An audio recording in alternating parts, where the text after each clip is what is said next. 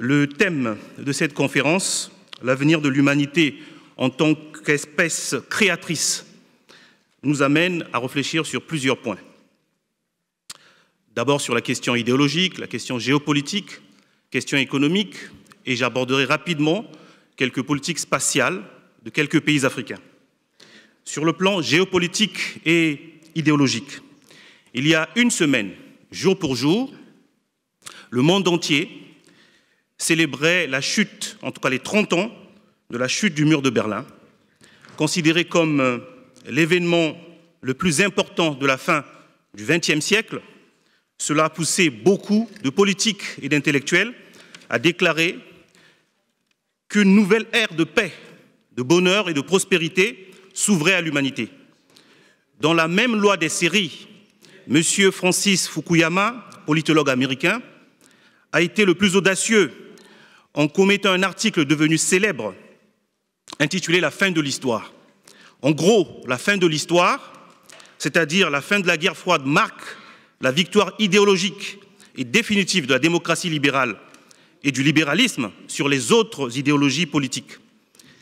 S'il est vrai que la fin de la guerre froide fut un événement historique majeur à bien des égards pour une bonne partie de l'humanité, il est tout aussi faux d'affirmer qu'elle fut le début de la prospérité et du bonheur pour tous grâce au néolibéralisme. Force est de reconnaître que la chute du mur de Berlin n'a pas mis fin au cancer qui gangrène les États modernes, à savoir la géopolitique. Rappelons-nous tout de même que le mur de Berlin fut la conséquence de la confrontation de deux logiques géopolitiques suivantes. La géopolitique de la mer pour l'Angleterre, du fait de son insularité afin d'éviter d'être dominée par l'une des grandes puissances du continent, la France ou l'Allemagne. Ainsi, l'Angleterre sera la maîtresse des océans en contrôlant les points maritimes essentiels, le passage de la Baltique à la Chine, à savoir Gibraltar, le Cap, Suez, Aden, Hormuz, Singapour, etc. Cette géopolitique de la mer aura permis à la couronne britannique de disposer du plus grand empire colonial. La deuxième géopolitique qui a donné la conséquence à cette affaire du mur de Berlin, c'est la géopolitique continentale ou de forteresse pour l'Allemagne ou la Russie. Pour ne prendre que l'exemple de l'Allemagne, pays enclavé et étouffé entre la plutocratie occidentale et les pays slaves, frustrés de n'avoir pas sa part d'empire colonial, en dehors de quelques possessions au Cameroun ou au Togo, hanté par sa vulnérabilité et l'insuffisance de terres, son cauchemar est d'affronter une éventuelle coalition rassemblant les empires coloniaux comme l'Angleterre et la France, en plus de la Russie.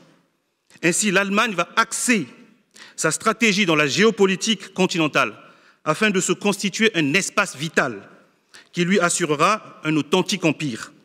Guillaume II et Bismarck commenceront le travail et le Troisième Reich ira jusqu'au bout de l'idée. Or, 30 ans après la chute du mur de Berlin, toutes ces anciennes géopolitiques n'ont pas été supprimées, mais recyclées. Le monde n'a pas été autant truffé de conflits. Il va d'ailleurs sans dire qu'un déséquilibre effrayant, sans cesse croissant, apparaît béant entre les nations au niveau de l'approvisionnement, de la production, de la consommation. Ceux-là, riches de la pauvreté, des moins nantis technologiquement, et ceux-ci, pauvres de la richesse, des plus nantis. Sur un plan idéologique et économique, pour nous autres Africains, la fin de la guerre froide a constitué une nouvelle ruse historique, une fausse promesse, comme ce fut le cas avec les indépendances nominales dans les années 50 et 60. Car 20 ans après la fameuse année des indépendances, c'est-à-dire au début des années 80, la crise de la dette avec son cortège des PAS, c'est-à-dire plan d'ajustement structurel du FMI, avait déjà sapé les quelques timides efforts de l'érection des États africains post-indépendance. La décennie 90, inaugurée par la chute du mur de Berlin, ouvre une nouvelle séquence de ruses pour les Africains. Le salut est désormais dans les élections libres et transparentes, sans jamais poser les questions relatives à la souveraineté. Élections sans souveraineté, toujours contestées, chaque scrutin électoral devient polémologique. Chaos et guerre ne sont pas loin, avec des dégâts sociaux irréparables. Cependant, quel que soit le conflit politique entre les acteurs africains, tous les politiques, une fois au pouvoir, appliquent le nouveau bréviaire néolibéral de la fin de l'histoire, cher à Francis Fukuyama, à savoir le consensus de Washington, seul programme économique agréé par le FMI et la Banque mondiale. Qu'est-ce le consensus de Washington, formalisé en 1989 par John Williamson, l'économiste en chef et président et vice-président de la Banque mondiale, consiste à privilégier et à aggraver les injonctions du FMI, déjà par le PASS, à savoir l'obtention le plus rapidement possible de la liquidation de toute instance de régulation, étatique ou non, la libéralisation la plus totale des marchés des biens, des capitaux et des services, l'instauration à terme d'un marché mondial autorégulé, au détriment, bien entendu, des investissements publics en matière de santé, d'éducation et des infrastructures indispensables au développement. Voilà brièvement la réalité du triomphe du monde néolibéral post-guerre froide. Évidemment, tout ceci est difficile. En dépit de la situation difficile, l'Afrique a-t-elle des ambitions spatiales susceptibles de résoudre un certain nombre de problèmes liés à la téléphonie, à la télévision, à la radio, à l'Internet, au GPS, à la recherche scientifique? En réalité, la maîtrise scientifique de l'espace est un vrai enjeu démocratique car elle permet de réduire les coûts de distribution et d'accès à certains droits fondamentaux au plus grand nombre. Quelques pays africains sortent du lot. Sans être exhaustif, on peut citer par exemple l'Angola, le Nigeria, le Ghana, l'Afrique du Sud, le Kenya. À cause des coûts extrêmement élevés, chaque pays africain se tourne encore une fois vers les États-Unis, vers la France, vers la Russie, vers l'Inde, vers la Chine pour se doter de son satellite. C'est en cela que les États-Unis d'Afrique, idéal pour lequel nous nous battons à tout son sens, non seulement il réglera les difficultés des coûts et la rationalisation de détention de satellites par pays, mais surtout, il réglera le problème de l'insécurité croissante entre voisins dès que l'un d'eux se dote d'un satellite. En conclusion, mesdames et messieurs, nous opposons au concept de fin de l'histoire celui de l'historicité. L'historicité est le privilège propre à l'homme d'avoir conscience de vivre dans l'histoire.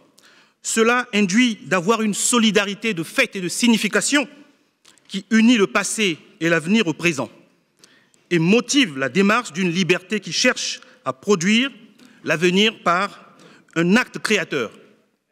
30 ans après la chute du mur de Berlin, l'humanité développe son esprit guerrier et militariste avec une constance froide et mathématique. Tout ce qui tend à la mort nucléaire généralisée, à la destruction massive de la civilisation contemporaine. 30 ans après la chute du mur de Berlin, les ruses diverses et variées sur les élections transparentes sans jamais poser la question de la souveraineté ont désillusionné la jeunesse africaine. Cette jeunesse africaine, levier fondamental du devenir de l'Afrique, s'est tournée de plus en plus vers des figures historiques du patriotisme africain.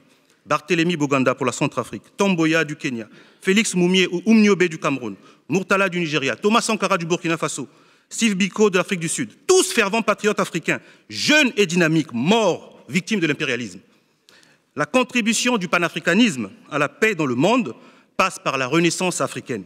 Cette renaissance tire sa force de résilience dans le plus ancien mythe agraire de l'humanité, à savoir le mythe osirien.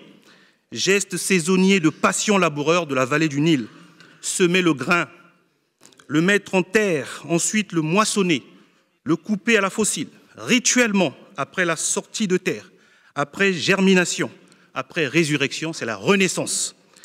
Les monuments égyptiens répètent à l'infini ces mystères qui exposent une analogie entre la destinée humaine et la vicissitude végétale. Pour devenir libres, chers amis, nous devons cesser impérativement d'être des hommes machines, des hommes réflexes, des hommes raisons, des hommes robots. Je vous remercie. Oumou Dianingouvou, merci beaucoup.